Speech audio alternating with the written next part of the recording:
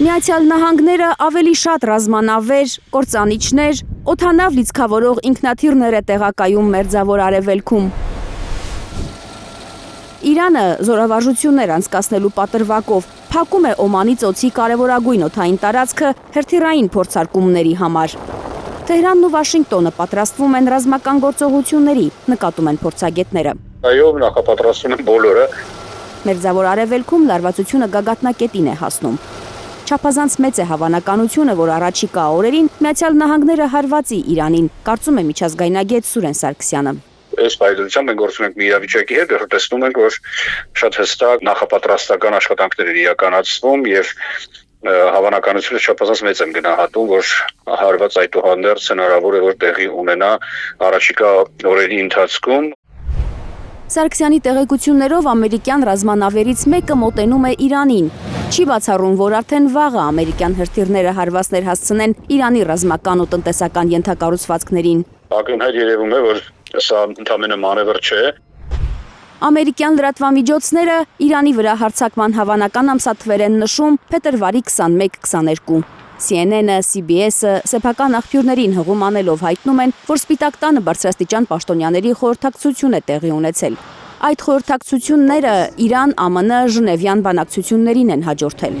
Բանակցություններից ուզածը ստանալու համար որպես ճնշման գործիք Միացյալ Նահանգները դեռ շաբաթներ առաջ էր Պարսից ծոցում ռազմական նավատորմեր տեղակայել։ Բանակցությունների մասին ամերիկյան կողմի հայտարարություններից փորձագետները եզրակացնում են, որ տապալվել են դրանք։ Ռուլիոն հայտարարում է, որ բանակցությունները դեռևս արդյունք չեն տալիս,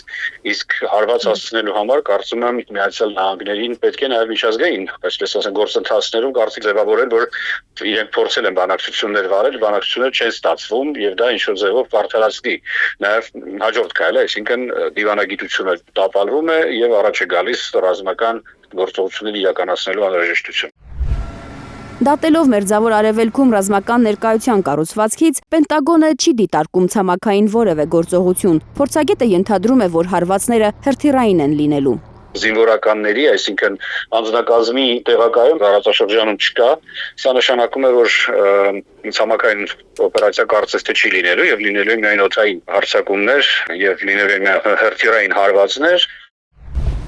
Իրանը ձեռքերը ծալած չի նստել, ամերիկյան հարձակումներին պատասխանելու իր մարտավարությունն է մշակել ու դա ըստ փորձագետի չի սահմանափակվելու ամերիկյան ռազմաբազաներին հարվածելով։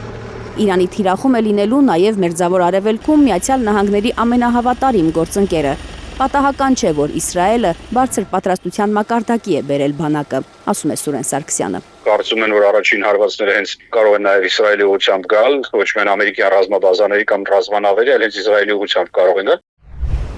Մերձավոր Արևելքում գագաթնակետին հասած լարվածությունը անհանգստացնում է Իրանի գործընկերներին։ Ռուսաստանի արտգործնախարարը զգուշացրել է, որ Իրանի վրա հնարավոր հարձակումը կարող է ունենալ լուրջ հետևանքներ։ Թերեզա Կադաևչյան, Հարություն Մաթևոսյան, Հայլուր։